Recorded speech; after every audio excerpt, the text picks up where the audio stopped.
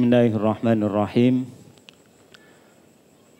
Alhamdulillahirabbil alamin wa bihi nasta'in ala umurid dunya waddin wassalatu wassalamu ala Muhammadin wa ala alihi wa sahbihi ajma'in. Amma ba'du.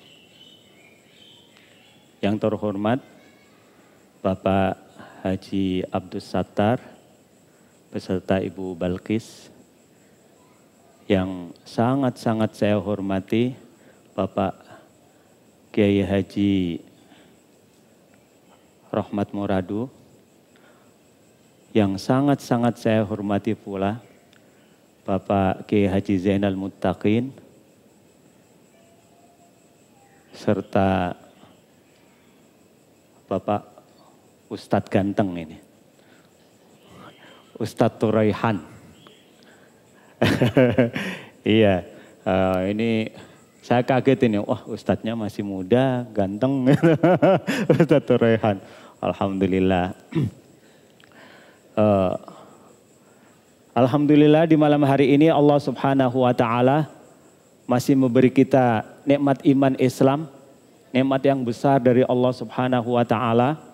Jadi kita itu pilihan, Tidak semua orang dikasih Allah Subhanahu wa Ta'ala nikmat iman dan Islam. Kita itu orang terpilih dari kebanyakan penduduk dunia.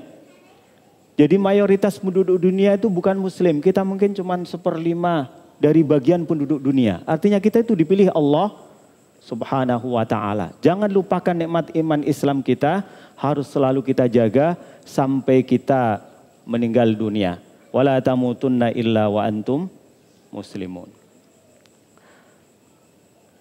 Saudara-saudaraku yang dihormati Allah Ta'ala, saudara dan saudariku, kalau dalam Islam itu dari dahulu gak ada namanya murid dan guru. Dalam Al-Quran itu kalau salah bisa diingatkan sama bapak-bapak guru kita ini, bapak-bapak kiai kita ini. Dari zaman Nabi Musa misalkan, falamma tara al-jam'an, ketika dua kelompok bertemu, Musa saling melihat, tara al-jam'an, saling melihat antara kelompok Nabi Musa dan Bani Israel dengan Fir'aun dan tentaranya. Qala ashabu Musa, sahabat-sahabat Nabi Musa berkata, sahabat, ini ajaran Al-Quranul Karim. Jadi dari zaman dahulu itu, maaf, saya kadang berpikir ini cobaan bagi guru-guru sekarang. Menginginkan penghormatan yang besar kepada santri-santrinya. Nah, sebagai santri harus menghormati gurunya yang besar. Tapi problem bagi guru yang menginginkan penghormatan yang besar bagi santri-santrinya. Ini maaf, maaf bagi guru-guru kita ini. Jadi ashab itu apa? Sahib, teman. Bahasa Islam untuk murid-murid Rasulullah. Apa bahasanya? Ashabu Rasulillah. Sahabat-sahabat Rasulullah. Saya itu kalau di kampung, ini maaf ini, bagi ikhwah dan akhwat ini, gak ada yang panggil saya Ustadz. Benar. Bisa ditanyakan anak-anak Jepara. Ini ada keponakan saya, yang laki ada Nur Muhammad ini, yang cewek ada Nada ini.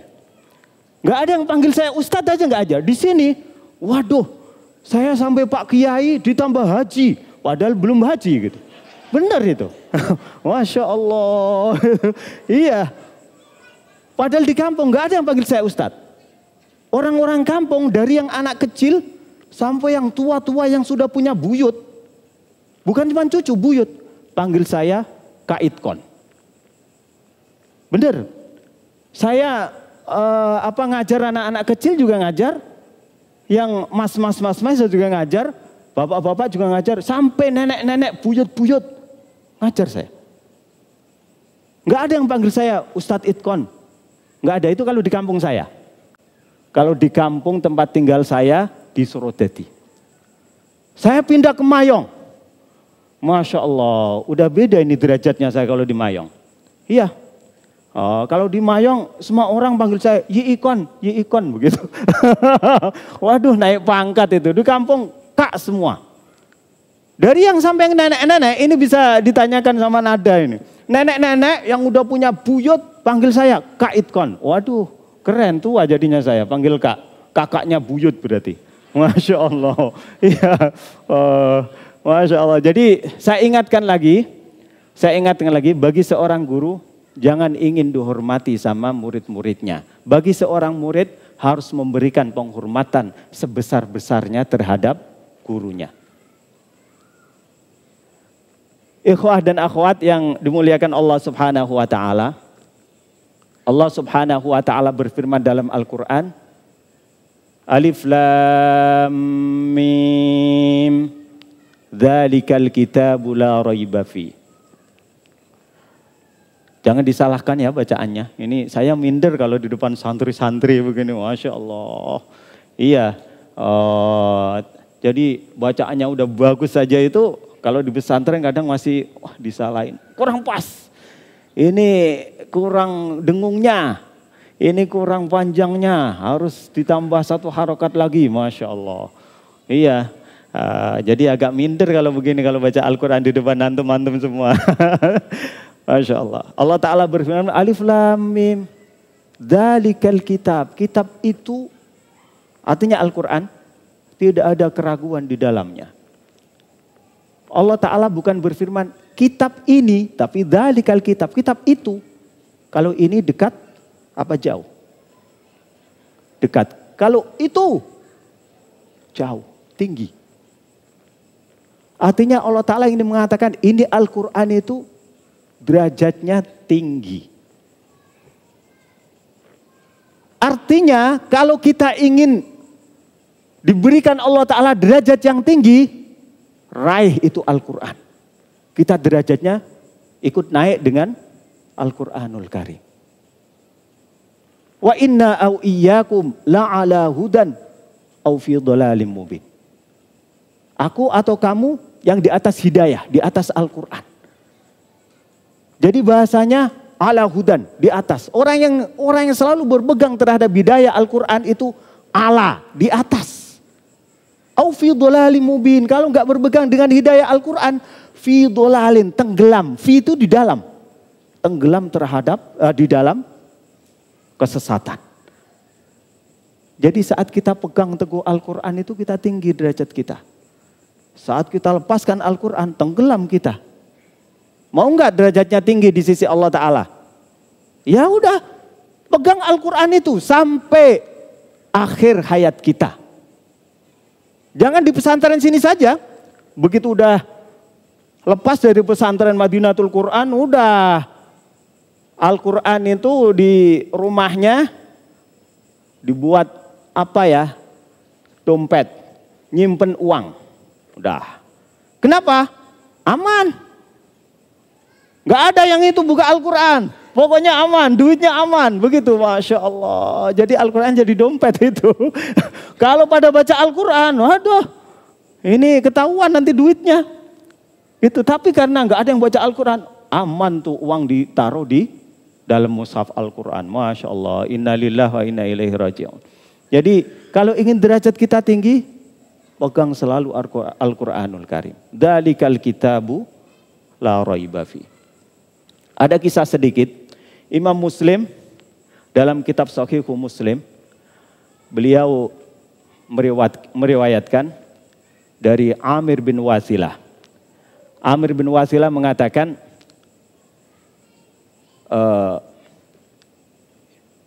beliau mengatakan iltaqa, bertemu, ada pertemuan di situ, ketemu di tengah jalan. Jadi yang ketemu ini namanya Nafi' ibnu Abdul Harith. Iltaqa Nafi' ibnu Abdul Harith Umar bin Al-Khattab radhiyallahu an. Nafi' bin Abdul Harith di tengah jalan bertemu sama Umar bin Khattab. Di mana itu? Di Usfan, di daerah Usfan. Usfan itu pertengahan antara Makkah dengan Madinah. Ini nanti kalau ada yang umroh bisa mungkin ngerti, oh ini Usfan. Tempat bertemunya Nafi' bin Abdul Haris dengan Umar bin Khattab. Wa kana Umar ista'malahu ala ahli Makkah. Umar bin Khattab itu menjadikan Nafi' menjadi gubernur di Mekah. Ketemu dia di Usfan di tengah jalan. Kemudian Umar tanya, loh kok ditinggal ini Mekah? Jadi Umar terus bertanya, man istakhlafta ahlal wadi, siapa yang kamu jadikan pemimpin kalau kamu pergi begini di dalam ahlul wadi? Ahlul wadi itu penduduk curang. Penduduk curang maksudnya apa? Makkah. Jadi Makkah itu curang. Kalau kita di Masjidil Haram, itu di sekitar masjid itu gunung semua. Mekah dataran paling rendah. Makanya Umar mengatakan ahlul wadi. Kemudian Nafi' mengatakan Ibnu Abza. Yang saya jadikan pemimpin Mekah sekarang Ibnul Abza. Umar gak ngerti siapa Ibnul Abza. Man Ibnul Abza? Siapa Ibnul Abza itu? Ini Ibnul Abza namanya lengkapnya Abdurrahman Ibnu Abza. Siapa Ibnul Abza itu? Kemudian Nafi' mengatakan rajulun min mawalina. Itu salah satu dari budak-budak saya. Budak ini, budak dijadikan pemimpin. Pemimpin zaman dahulu itu bukan kayak pemimpin sekarang. Kalau pemimpin sekarang itu cuma mimpin urusan duniawi aja. Kalau zaman dahulu pimpinan itu di zaman para sahabat itu pimpinan duniawi dan ukhrawi. Jadi dia juga mimpin di urusan duniawiyah, dia juga mimpin saat sholat di depan jadi imamnya, dia juga khutbah di atas mimbar saat sholat Jum'ah. Budak. Jadi budak di atas, orang-orang merdeka di bawah. Umar heran, istakhlafta maulan, kalian menjadikan seorang budak pemimpin. Kemudian Nafi' mengatakan, huwa qari'un lil Qur'an. Dia itu seorang yang qari. Qari itu apa? Nah ini perlu dipaham lebih lanjut. Qari itu apa? Karena Rasulullah mengatakan, ya ummul qaum aqra'uhum li kitabillah. Yang mengimami kaum itu yang paling qari. Qari itu yang bagaimana? Ini yang menjadi perdebatan para ulama.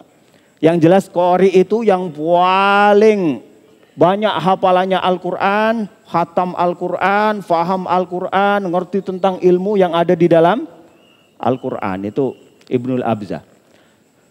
Kemudian Nafi' mengatakan, huwa qari'un li kitabillah. Dia itu orang yang pintar, alim, menguasai Al-Quranul Karim. Alimun bil faraid, dia ngerti tentang ilmu faraid. Termasuk ilmu yang sulit. Itu ilmu faraid, ilmu waris. Iya, jadi seorang kiai bisa pintar dalam masalah toharoh, bisa pintar dalam masalah sholat, bisa pintar dalam masalah zakat, bisa pintar dalam masalah manasik haji. Begitu ngitung waris, KO dia. Ini ilmu yang berat ini, ilmu faraid. Jadi tapi Ibnul Abza ini jago dalam menghitung ilmu waris ini. Kemudian Umar menjawab, ama inna nabiyakum sallallahu alaihi wasallam qad qala. Ingat bahwa nabi kalian Muhammad sallallahu alaihi wasallam sungguh telah bersabda, innallaha yarfa'u aqwaman bihadal kitab. Allah Ta'ala itu mengangkat banyak kaum karena Al-Quranul Karim. Wa yarfa'u aqwaman bihadal wa yada'u aqwaman bihadal kitab. Allah Ta'ala juga merendahkan satu kaum karena apa? Karena tidak mau mengindahkan apa yang dalam Al-Quranul Karim. Jadi kalau pingin kita tinggi, ditinggikan Allah Ta'ala, pegang teguh Al-Quranul Karim sampai akhir hayat kita. Insya Allah Allah Ta'ala tidak akan merendahkan kita. Kok insya Allah? Ini janji Allah Ta'ala. Jadi pasti begitu aja. Pasti Allah Ta'ala tidak akan merendahkan kita. Saat kita pegang teguh Al-Quran, Allah Ta'ala akan meninggikan derajat kita karena Al-Quran.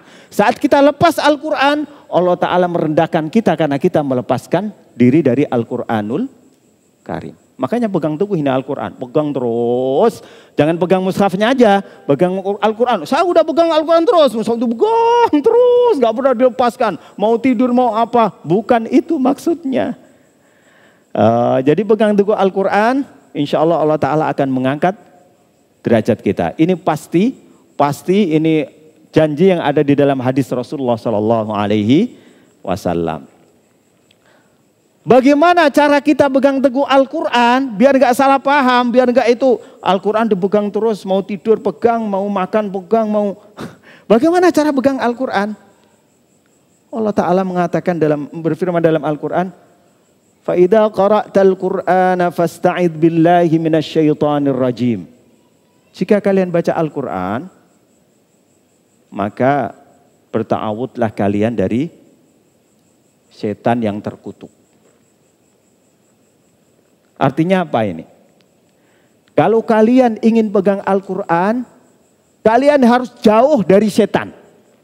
Kalau kalian pegang Al-Quran, mau pegang Al-Quran, maksudnya pegang bukan pegang tangan ini. Berpegang teguh pada Al-Quranul Karim. Kalian harus menjauhkan diri kalian dari langkah-langkah setan. Artinya apa? Setiap orang yang maksiat terus ngikuti apa yang dikehendaki setan, sulit pegang Al-Quran. Mentok-mentoknya cuma hafal aja nanti. Untuk paham, kayaknya gak mungkin. Apalagi sampai mengamalkan Al-Quran. Sulit, kenapa? Karena belum ta'awud sebenarnya dia itu. Secara hakiki dia belum ta'awud. Ta'awud itu apa? Kita jauh dari setan, kita minta perlindungan Allah Subhanahu wa Ta'ala supaya kita jauh dari setan, dari maksiat-maksiat itu. Artinya saat kita masih maksiat terus, susah kita mendapatkan faedah-faedah, susah kita mendapatkan hidayah-hidayah yang ada di dalam Al-Quranul Karim. Kosong kita, nggak mungkin. Kenapa? Udah terisi hati kita dengan setan. Nggak mungkin terisi dengan hidayah Al-Quran. Paham ini? Makanya bagi para santri yang selalu mempelajari Al-Quran, saya ingatkan yang pertama kali yang harus dilakukan adalah minta perlindungan kepada Allah Ta'ala dari setan. Fa'idha qara'tal Qur'ana fasta'id billahi minasyaitonir rajim. Dengan hakikat ta'awud. Senyata-nyatanya ta'awud. Kalau lisan kita a'udzubillahi minasyaitonir rajim tapi maksiat jalan terus, itu namanya kita belum ta'awud secara hakiki. Ta'awud secara hakiki itu harus melalui lisan ke hati dan ke seluruh sendi-sendi tubuh kita, sehingga kita udah nggak berani sama sekali mengikuti apa yang dianjurkan oleh setan, yang dibisikkan oleh setan. Paham? Insya Allah kalau begini baru bisa terisi Al-Quranul Karim. Bisa dipaham ini? Jadi ini isyarah. Ini maaf ini Ustadz Morado bisa, tafsir Isyari ditaruh di sini begitu. Tapi Isyari tetap nggak melanggar aturan syariat, bahwa itu memang sesuai dengan aturan syariat. Bahkan Imam Syafi'i sendiri, Imam Syafi'i yang kita kenal begitu kecerdasannya sangat-sangat tinggi. Beliau itu pernah ngaji sama gurunya yang bernama Waqi' bin Al-Jarrah. Ini yang bisa sampai ke kita, karya dari Waqi' bin Al-Jarrah itu kitab namanya Az-Zuhdu. Az-Zuhdu karya Waqi' bin Al-Jarrah. Ini yang berisi hadis-hadis tentang zuhud. Imam Syafi'i pernah curhat ke Waqi' bin Al-Jarrah. Syakautu ila waqi'in su'a hifdhi. Syakautu ila waqi'in su'a hifdhi. Aku pernah curhat sama Waqi' tentang buruknya hafalanku. Kita bisa bayangkan. Imam Syafi'i bilang hafalannya buruk. Kita bagaimana? Masya Allah. Ini biangnya buruk itu. Enggak hafal-hafal itu. Kenapa hafalannya Imam Syafi'i kok bisa buruk? Terus Waqi' bin Al-Jarrah mengatakan, fa'arsyadani ila tarkil ma'asi. Maka Waqi' bin Al-Jarrah memberi petunjuk kepadaku untuk meninggalkan berbagai macam maksiat. Ini namanya a'udzubillahi minasyaitonir rajim. Kalau maksiat ini hilang semua, hidayah Al-Quran mudah masuk ke hati kita. Ini yang menjadi kaidah para ulama. Ulama jadi mengatakan, apapun dakwah yang kita lakukan itu harus takhalli baru tahalli. Paham takhalli? Takhalli itu menguras hal-hal yang buruk dari diri kita, nanti baru kita bisa masuk hal-hal yang baik. Selama hal yang buruk masih ada di diri kita, nggak mungkin kita lepas, tidak mungkin kita dapat hal yang baik yang masuk ke diri kita, nggak mungkin. Udah lepas, nggak bisa.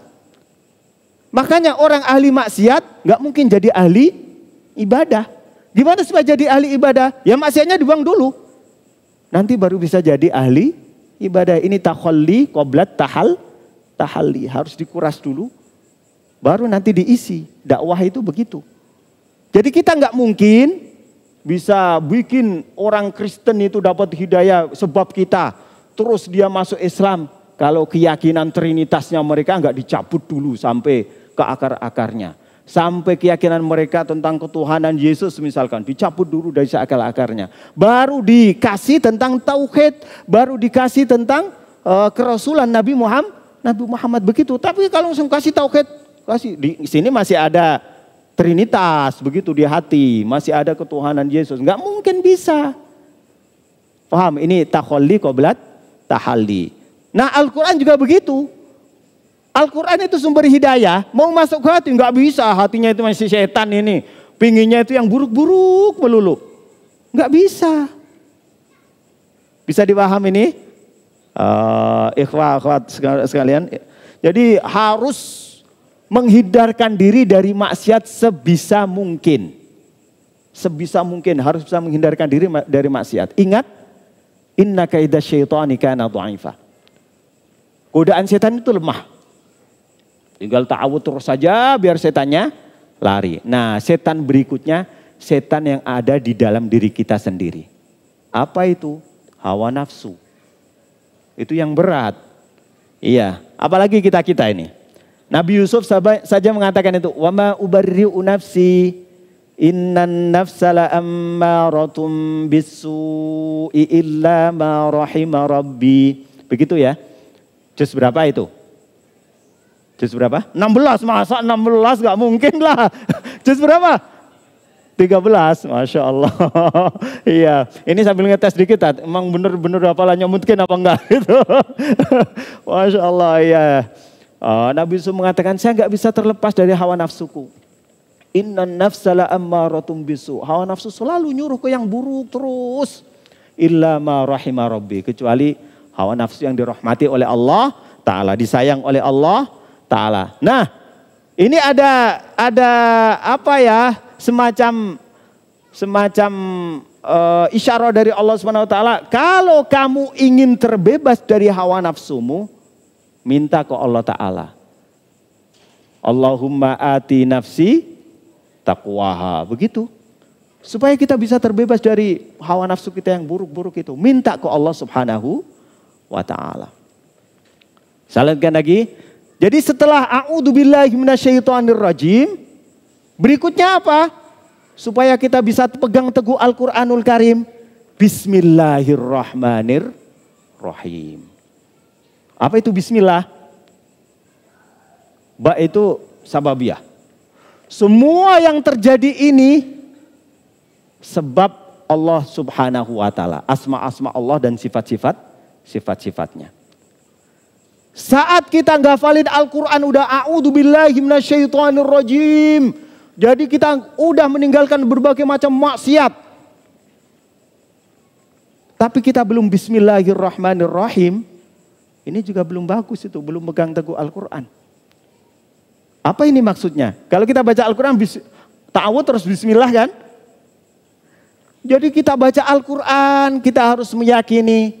Saya baca Al-Quran ini bukan karena saya orang baik bisa baca Al-Quran. Orang solihah sampai rajin baca Al-Quran. Enggak. Ini pertolongan Allah Ta'ala. Sebab Allah, bukan sebab diri kita. Jadi saat kita takfid, wah saya ini takfidnya cuma 2 tahun rampung. Teman kita 4 tahun. Saya berarti belum bismillah. Belum merasa bahwa itu sebab Allah. Tapi merasa itu sebab dirinya, sebab rajinnya dia, sebab cerdasnya dia. Sampai dia bisa menghatamkan Al-Quran 2 tahun mungkin. Itu belum bismillah namanya. Itu belum berpegang teguh pada Al-Quranul Karim. Paham ini? Jadi jangan merasa bahwa kita rajin. Kita ini anak soleh, selalu beribadah, selalu baca Al-Quran, selalu tahfidz terus. Tiap hari itu setorannya aja 1 lembar, 2 halaman. Murojaahnya 4 halaman. Masya Allah, misalkan begitu. Itu kalau masih merasa aku berarti belum bismillah. Semuanya itu sebab Allah Subhanahu wa ta'ala. Jelas ini? Jadi setelah kita hilangkan maksiat-maksiat kita latih diri kita dalam keikhlasan. Diisi dengan ikhlas. Semua dari Allah Ta'ala, bukan dari diri kita. Jelas? Nah, supaya kita mudah nanti pegang teguhnya Al-Quran. Berikutnya kiat-kiatnya bagaimana ini supaya bisa pegang teguh Al-Quran terus. Sebenarnya kalau kita jalani, kita pegang teguh sama wasiat-wasiat Rasul, insya Allah itu nanti jalan dengan sempurna. Rasulullah bersabda dalam sebuah hadis, min husni islamil mar'i tarkuhu ma la ya'ni. Masya Allah, ini para santriwan ini hadisnya hafal berapa ratus ini tadi ini? Apa udah ribuan ini? Masya Allah. Iya. Ini wah dari Pak Ustadz Dr. Muradu ini berarti. Min husni islamil mar'i tarkuhu ma la ya'ni. Supaya kita bisa jalan terus pegang Al-Qur'annya bagaimana? Ingat Rasulullah berwasiat ke kita. Termasuk bagusnya Islam seseorang, dia bisa meninggalkan hal-hal yang gak ada manfaatnya, gak ada faedahnya. Kira-kira kalau udah begini anak di pesantren terus pegang mushaf terus gak? Kalau pegang hadis ini, kira-kira terus itu pegang mushaf terus gak? Wah rajin sekali. Kenapa? Min husni islamil mar'i tarkuhu ma la ya'ni. Gak suka jagong-jagong, gak suka main-main, gak suka. Kenapa? Min husni islamil mar'i tarkuhu malah yakni, ini pegang terus ini. Jadi saat kita ngobrol, ingat. Min husni islamil mar'i tarkuhu malah yakni, begitu. Ini enggak ada gunanya ini. Terus langsung ambil mushaf. Terus dihafalin lagi. Gimana setorannya tiap hari enggak? 2 lembar ini. Kalau begini 4 halaman ini. Iya, Masya Allah. Kalau udah begini, yang senyum-senyum terus siapa ini? Ustadz kita yang ganteng ini, Ustadz Turekan, waduh senyum-senyum terus ini, begitu ya kan? Masya Allah, iya terus senyum terus itu kalau begitu, sukses gitu. Tinggal merem aja, santrinya udah jalan sendiri. Iya, nggak perlu ada yang dikarantina segala, nggak usah karantina apaan? Udah mengkarantina diri sendiri. Dengan apa karantinanya? Karantinanya min husni islamil mar'i tarkuhu ma la ya'ni. Rampung, selesai masalah. Kaidahnya apa itu berarti? Ini kaidah dari min husni islamil mar'i tarkuhu ma la ya'ni. Kaidahnya apa? Kita harus pelit. Pelit apa? Pelit umur. Tapi kebanyakan kita enggak. Kalau urusan umur, wah Masya Allah dermawannya bukan main. Kalau masalah harta, pelitnya bukan main. Itu enggak masuk kaidah dalam hadis ini. Kalau kita pelit dalam umur Pak, wah jangan sampai menyanyiakan umur. Harus berfaedah semua. Umur adalah pahala. Bukan umur adalah uang. Waktu adalah uang, bukan. Umur adalah pahala. Terus min husni islamil mar'i tarkuhu ma la ya'ni. Umur adalah pahala. Nah akhirnya kita pelit. Gak mau membuang umur sia-sia begitu saja. Pegang HP, Masya Allah baca 50 status. Padahal pegang hadis. Dua hadis 1 hari aja belum pasti. Iya. Ini Afan ya maaf ya yang pegang HP ini. Jadi saya itu sampai merasa begini. Baca hadis itu kayak baca status. An Abi Hurairah radhiyallahu anhu 1 status. An Anas bin Malik radhiyallahu anhu 1 status. Benar itu. Sehari ditarget 50 status dari Rasulullah. Masya Allah. Iya kalau nggak percaya seperti baca status, tanyain sama guru kita Bapak Kiai Haji Ustadz Muradu. Pasti seperti status, baca status ya Ustadz ya. Iya seperti baca status. Kalau hadis-hadisnya pendek. Kalau panjang Masya Allah melelahkan. Begitu. Hadisul ifki. Masya Allah berlembar-lembar kita baca. Iya Masya Allah. Iya. Jadi kita ambil hadis-hadis yang pendek aja. Yang pendek-pendek itu Masya Allah kayak baca status. Asik, seru. Iya. Jadi insya Allah seru itu. Jadi pegang teguh, min husni islamil mar'i tarkuhu mala yakni. Insya Allah lancar kita nanti hafalannya. Dengan satu kaidah dari Rasulullah, pelitlah kamu dalam umur. Dalam umur pelit. Tapi kalau kita enggak, umur terbuang sia-sia, enggak ada yang nyari. Mana tadi ya umurku hilang ya? Enggak ada. Ada enggak saat kita nonton TV beberapa jam dicari umurnya, mana tadi ya umur saya ya? Enggak ada. Padahal itu mahal itu umur itu. Umur hilang enggak ada yang nyari. Begitu uang 100.000 hilang. Mana tadi ya duit saya ya? 100.000 sama umur 1 jam, mahalan mana itu? Mahal umur gak bisa kembali kalau hilang. Tapi kebanyakan kita itu gak menyadari itu. Kita sia-siakan umur kita begitu saja. Masya Allah. Ini Afwan ini kalau ngomong terus nanti bisa kelamaan. Ini sampai di target sampai jam berapa ini Tat? Jam berapa? Wah kalau pakai sama anak-anak muda begini bisa jam 11 saya. Jam setengah 12 begitu. Masya Allah. Anak muda mah betah bergadang. Iya. Udah gini aja. Saat saya ngelihat ada yang ngantuk, rampung begitu aja. Ya, itu ada yang ngantuk. Masya Allah rampung berarti ini. Astagfirullahaladzim. Kita lanjutkan lagi. Berikutnya, kiat berikutnya. Supaya kita bisa pegang teguh Al-Quranul Karim.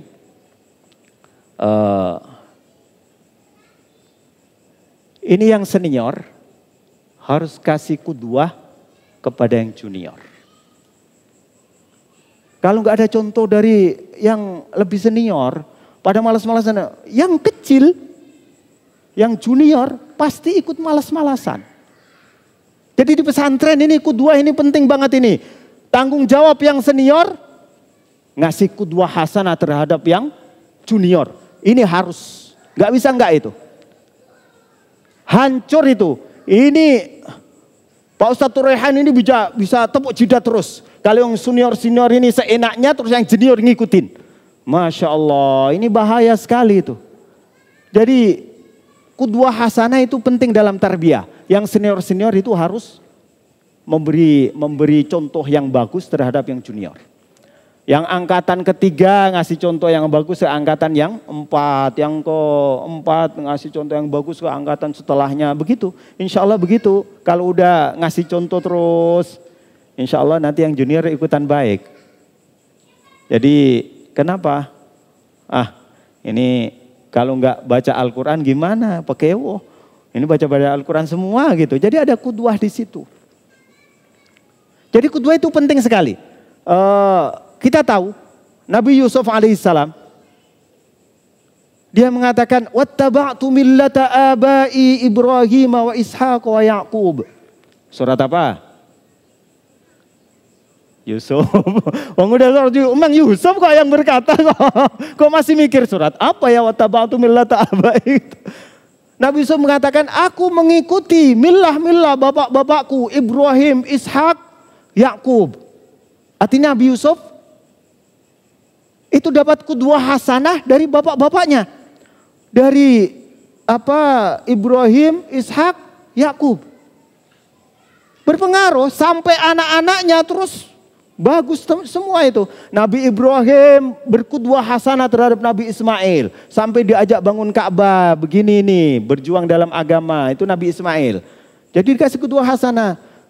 Juga ke Nabi Ishak.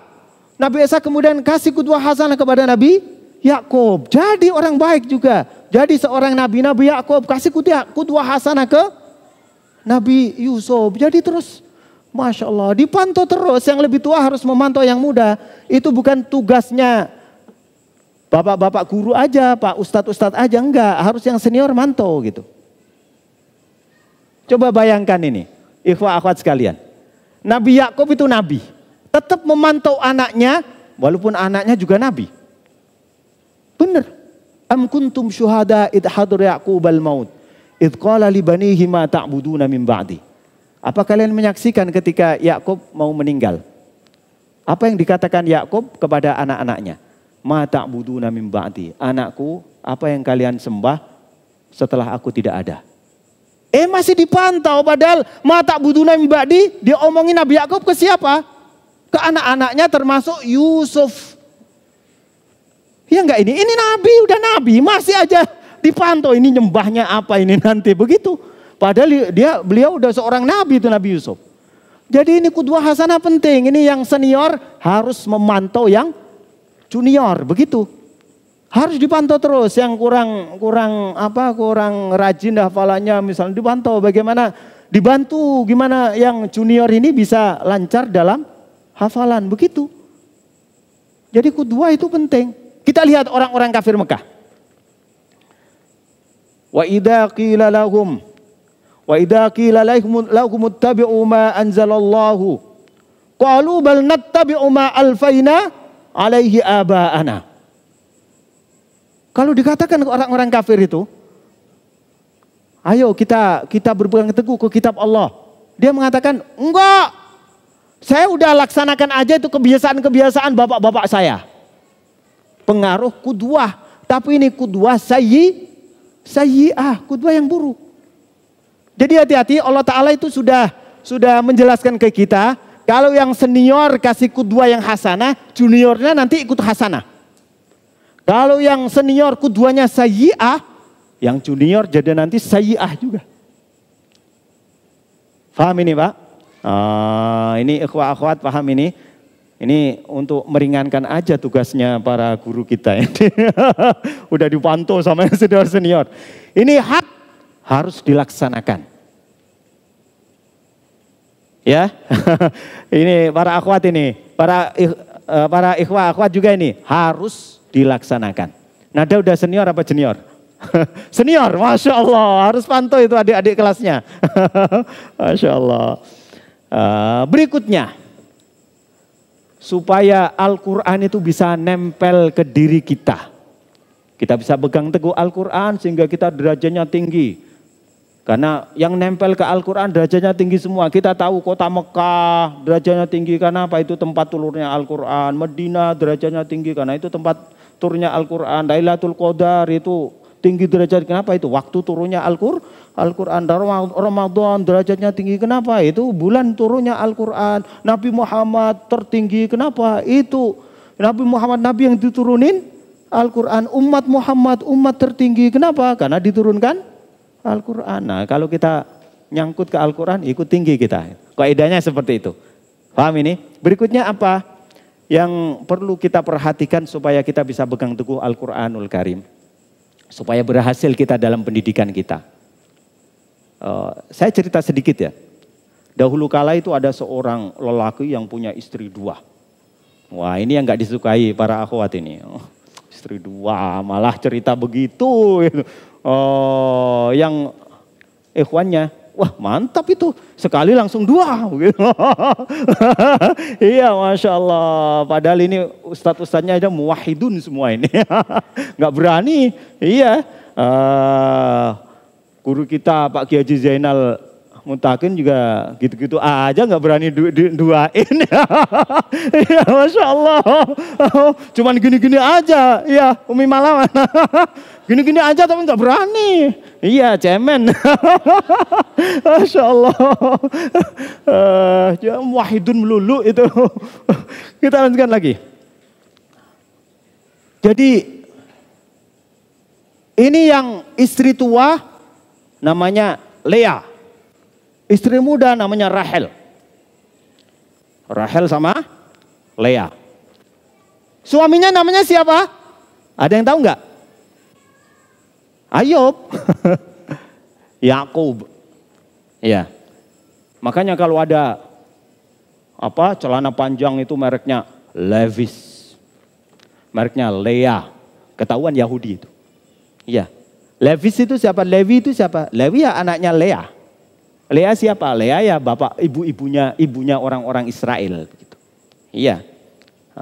Lea, Levi's itu wah bahasa-bahasa Yahudi banget itu. Oke, kita lanjutkan lagi. Rahel punya anak 2. Yusuf sama Benyamin. Lea punya anak 10.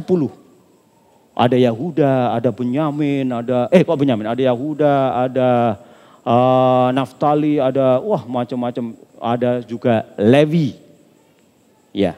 Tapi yang paling terkenal itu Yahuda sama Lewi, karena pemimpin Israel itu dari Bani Yahuda sama Bani Lewi. Raja-raja dari kelompok keturunan Yahuda, nabi-nabi dari kelompok keturunan Lewi. Oke, kita lanjutkan lagi. Jadi setelah Yakub, kenabian diturunkan Allah Ta'ala ke siapa? Ke Nabi Yusuf. Nabi Yusuf ini yang dicelakai sama saudara-saudaranya. Si Yahuda, si Lewi ikut nyemplungin Yusuf ke sumur. Tapi aneh ini. Jadi mereka itu niatnya begini. Uqtulu Yusufa awitrahu ardo yakhlu lakum wajhu abikum. Watakunu min ba'dihi qauman salihin. Ada watakunu min ba'dihi qauman salihin itu. Dia berbuat jahat, udahlah dia dendam ke Nabi Yusuf. Cemburu sama Nabi Yusuf. Udah bunuh aja Yusuf itu. Kalau enggak buang aja itu. Habis itu kita jadi anak yang solih. Masya Allah. Iya, harus selalu ada niat solih. Iya, beneran itu. Jadi Nabi Yusuf setelah dibuang begitu sampai ceritanya panjang. Nanti kalau diceritain lengkap itu Masya Allah ini romansa dalam Al-Quranul Karim. Kita peroman dalam Al-Quran itu surat Yusuf. Ini nggak perlu baca novel-novel yang macam-macam itu. Baca surat Yusuf, novel Al-Quran itu. Benar itu. Nah, begitu Nabi Yusuf jadi pejabat, keluarganya hidup enak. Yang lain saudara-saudaranya Yusuf yang dulu pernah nyemplungin Yusuf, hidupnya jadi nggak enak. Karena nggak jadi pejabat dia. Nabi Yusuf pejabat. Apa yang terjadi? Kenabian putus dari keturunan Yusuf. Putus. Anak-anak Yusuf nggak ada yang jadi nabi. Dipindah ke anak-anaknya Lewi. Sampai dalam kitab orang Yahudi dan orang Nasrani perjanjian lama. Itu ada kitab namanya Imamah orang Lewi. Imamat orang Lewi. Kenapa? Imam-imam mereka itu dari keturunan Lewi semua. Nabi-nabi mereka dari keturunan Lewi semua. Musa keturunan siapa? Lewi. Harun keturunan siapa? Lewi. Ilyas keturunan siapa? Lewi. Ilyas keturunan siapa? Lewi. Lewi semua. Sampai Zakaria siapa? Lewi. Yahya siapa? Lewi, keturunan Lewi. Sampai saya katakan Nabi Isa keturunan Lewi. Bukan Yahuda. Itu orang Kristen aja yang bilang Yahuda. Orang-orang ikut Muslim ikut Yahuda begitu. Kenapa? Karena Maryam Maryam itu sepupunya Elizabeth. Elizabeth istri dari Zakaria. Elizabeth turunan Lewi, orang Lewi. Artinya Maryam orang Lewi. Siapa yang turunan Yahuda? Yusuf si tukang kayu. Siapa Yusuf tukang kayu? Itu tunangannya Maryam. Begitu. Kisahnya begitu. Terus dinasabkan ke Yusuf tukang kayu supaya jadi Yahuda, jadi raja Yahudi. Itu orang Kristen begitu. Jadi kenabian semua ke Lewi semua. Kenapa? Pertanyaannya, kenapa Nabi Yusuf putranya sudah berhenti, nggak ada yang jadi nabi? Hidup enak. Hidup enak itu bikin kualitas anak itu jadi melempem. Tapi hidup yang berat bikin kualitas anak jadi kuat. Artinya saat kita ngaji di pesantren Madinatul Quran ini, di kampus Mekah, jangan maunya enak-enak aja. Gak akan berhasil kalau kamu maunya enak-enakan aja. Itu kayak putra-putra Yusuf jadinya. Hidupnya enak di kerajaan, jadi pejabat besar istana Nabi Yusuf. Melempem jadinya anaknya. Kakaknya Lewi walaupun dia pernah jahat ke Yusuf, tapi dia hidupnya gak seperti Yusuf. Anak-anaknya berkualitas. Nabi-nabi Israel semua yang kita kenal itu keturunan Lewi, kecuali Daud sama Sulaiman. Itu keturunan Yahuda. Selainnya Lewi semua. Apalagi nabi-nabi yang enggak kita kenal. Joshua bin Nun misalnya. Yusha bin Nun. Lewi. Iya. Daniel. Hezkiel misalkan. Yesaya. Isya. Lewi semua turun Lewi semua itu. Bani Lawiyin itu. Kenapa? Hidupnya susah. Kita tahu Nabi Muhammad. Hidupnya susah apa enak? Enggak ada yang cobaannya lebih berat dari Nabi Muhammad. Benar itu. Saya sampai nggak bisa bayangkan itu. Ketika saya baca kisah si Nina Bubu. Pernah dengar Nina Bubu? Kisah mistis Nina Bubu. ada bule Belanda nikah sama cewek Jawa gitu. Terus akhirnya punya anak. Anaknya ini sakit sampai mati. Biasanya ditidurkan sama ibunya, dinyanyiin Nina Bobo itu. Saya nggak bisa nyanyi. Pokoknya itu intinya. Begitu si Nina ini meninggal, ibunya sampai terus terpikirkan, stres. Tiap malam itu dia masih di kamarnya anaknya, menina bukuan anaknya sambil nyanyi Nina Bobo, stres. Satu anak meninggal. Rasulullah menyaksikan kematian anaknya berapa kali? 6 kali. Satu persatu anaknya Rasul mati di hadapan Rasulullah. Gimana enggak ini? Hati tersayat terus. Jadi jangan mau hidup enak. Kalau hidup enak terus, enggak bisa berkualitas kita. Begitu, enggak bisa sukses kita. Kayak Rasul, waduh hidupnya sampai begitu. Ini cobaannya Rasul yang begitu tetap bertahan. Iya. Jadi anaknya yang laki mati semua, anaknya perempuan mati satu persatu. Tinggal satu aja Fatimah. Fatimah meninggal 3 bulan setelah Rasul. Jadi Rasul dulu terus baru Fatimah 3 bulan meninggal. Tiap mungkin 6 kali. Itu kalau Rasulullah itu udah kayak ibunya Nina Bobo, udah stresnya benar-benar 6 kali stres. Iya enggak? Begitu. Jadi jangan inginnya hidup yang enak-enak melulu. Nggak akan bisa kita menjadi berkualitas. Kalau nggak berkualitas nggak mungkin kita sukses. Kalau kita tahfidz Quran itu maunya enak-enakan terus, apa kira-kira kita bisa berhasil sampai khatam? Kayaknya susah deh. Harus berjuang benar-benar, jangan nurutin kesenangan terus, enak terus maunya. Ini saya kasih contoh lagi. Orang yang pengennya enak-enak terus nurutin seneng terus, maunya enak dikasih Allah Ta'ala yang enak terus. Rata-rata itu menjadi orang yang celaka. Qarun dulu itu umatnya Nabi Musa. Dia iman kepada Nabi Musa. Inna Qaruna kana min qaumi Musa. Begitu kan? Itu kaumnya Nabi Musa, iman sama Nabi Musa awalnya.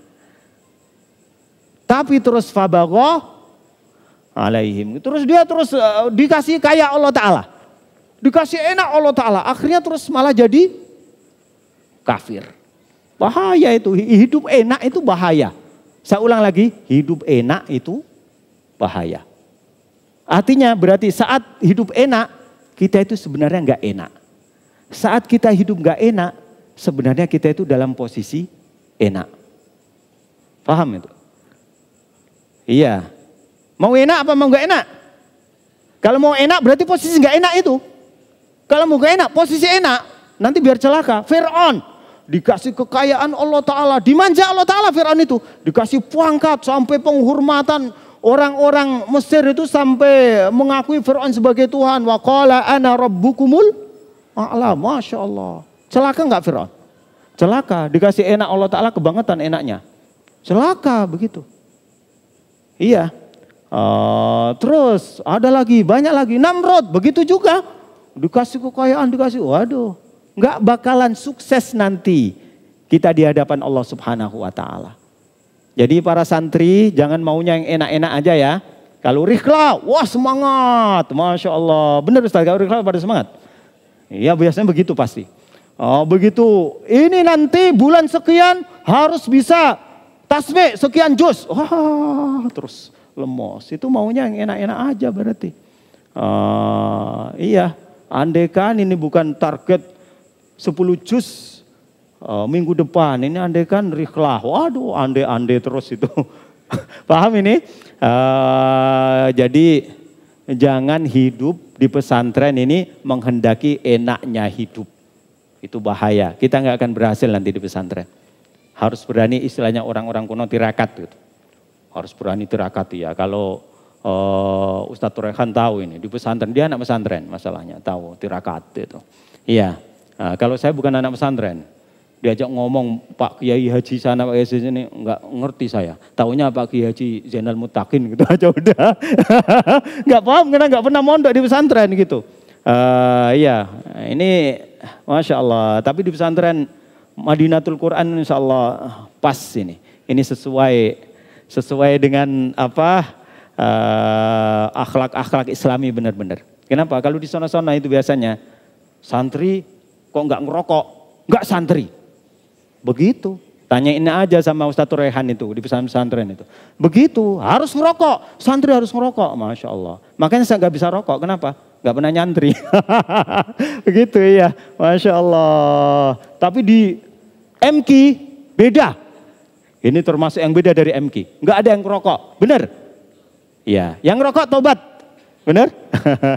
Iya, karena ngerokok itu gila-gilanya orang gila itu orang ngerokok. Iya, ini susah juga itu kalau ngerokok udah gila-gila orang gila mau berhasil juga susah itu. Kenapa saya bilang gila-gilanya orang gila? Ini maaf ya, ini di luar masalah kita tapi penting ini untuk laki-laki biar jauhin rokok. Andai kata tiap hari ada orang bakar uang 20.000 dibakar. Tiap hari 20.000 dibakar, tiap hari 20. Ya Nur ya, tiap hari 20.000 dibakar. Apa komentar kita? Gila orang ini. Begitu enggak? Nah, orang ngerokok itu begitu, tiap hari 20.000, satu bungkus 20.000, dibakar. Gila itu. Iya kan? Gila itu. Iya, orang ngerokok itu menghancurkan tubuh diri sendiri. Jadi sampai itu peringatan rokok sampai sini tuh bolong, begitu kan? Itu menandakan menghancurkan diri sendiri. Andai kata ada orang tiap hari tubuhnya tusuk sendiri sama pisau. Tiap hari satu, tiap hari tusuk sama pisau. Gila enggak? Gila itu, gila. Berarti rokok itu udah gilanya orang gila. Begitu, udah dua kan? Nah, para dokter mengatakan perokok pasif, orang enggak ngerokok, tapi kumpul sama orang ngerokok. Jadi kena bau asap rokok. Itu lebih berbahaya daripada sang perokok. Artinya di samping dia menusuk diri sendiri, dia menusuk orang lain juga. Kalau ada orang lain, kalau ada orang terus ngejar orang lain terus mau nusukin orang, gila enggak? Gila. Berarti perokok itu gila-gilanya orang gila. Ya, Masya Allah. Ini maaf ya. Iya itu gila-gilanya orang gila itu pakai nalar aja begitu. Semua itu pakai nas dasar hadis Rasulullah juga begitu.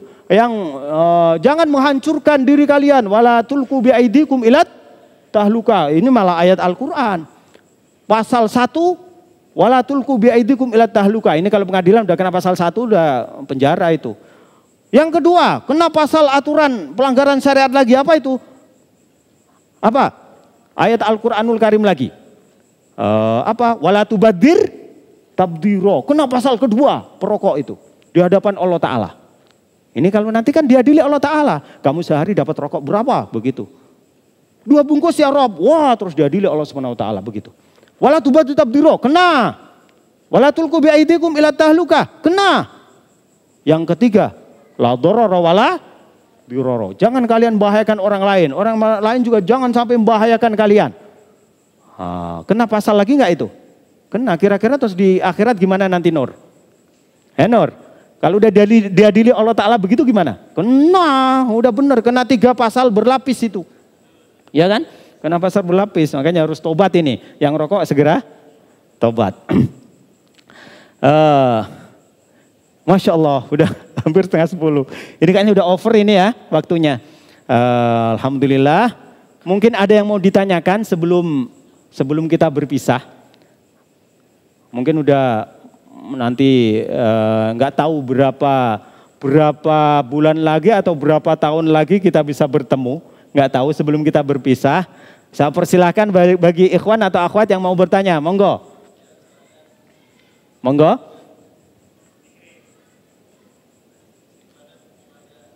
Ya, monggo.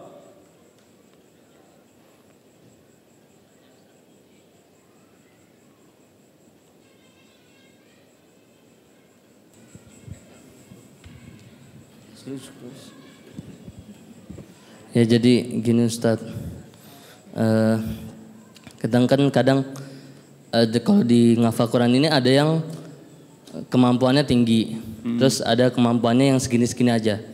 Nah kadang kita yang di posisi kurang itu menganggap oh dia mendapatkan anugerah gitu. Ini mah dia udah anugerah gitu kan karena hafalannya bagus. Padahal sebenarnya Kan mungkin ada usaha-usaha yang itu ya, yang beliau lakuin lebih gitu. Terus yang jadi pertanyaan adalah